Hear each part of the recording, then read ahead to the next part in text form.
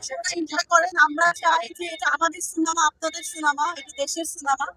তো সিনেমা যেমনই হোক, এক একটা এক এক ধাঁচের হয়। তো মানুষের কাছে পৌঁছানোর দায়িত্বটা সুন্দরভাবে, পরিচ্ছন্নভাবে পৌঁছানোর দায়িত্বটা আপনাদের। তো বাংলাদেশে এমনি সিনেমার অনেক ক্রাইসিস। তো আমরা দেখেন, তারপরে আপনারা আপনাদের যেটা মনে হয় সেইভাবে মানুষের কাছে পৌঁছে দিন, এটাই আমার একটা চাওয়া। Thank you so much. আপু, আপনি তো অনেক নায়কের সাথে কাজ করেছেন, অনেক এবার একজন পরীক্ষিত নায়কের সাথে কাজ করেছেন, সুপারস্টার সাকিব খানের সাথে কাজ করেছেন। মুন্না খানের সাথে কাজ করে অভিজ্ঞতাটা কেমন লেগেছে? এবং তার মধ্যে অনেক বলছে মান্না ভাইয়ের একটা ছবি পাওয়া গেছে আসলে।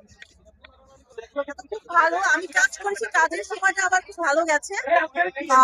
আসলে ওর হয়তো কিছু কিছু মানুষ আছে ওকে এটা সেটা বলে ওকে হয়তো কথাবার্তা বলতে উৎসাহিত করে, বাট আমি বলবো যদি সিনেমার মানুষের সঙ্গে ওইভাবে মিলেমিশে সুন্দরভাবে কাজ করে ও ভালো।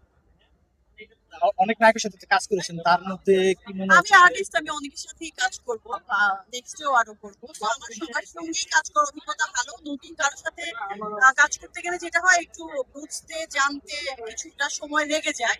ওইটা সবারই হয়, এটা খুবই নর্মাল একটা বিষয়। সিনেমার গল্পটা কেমন লেগেছে আপনার কাছে?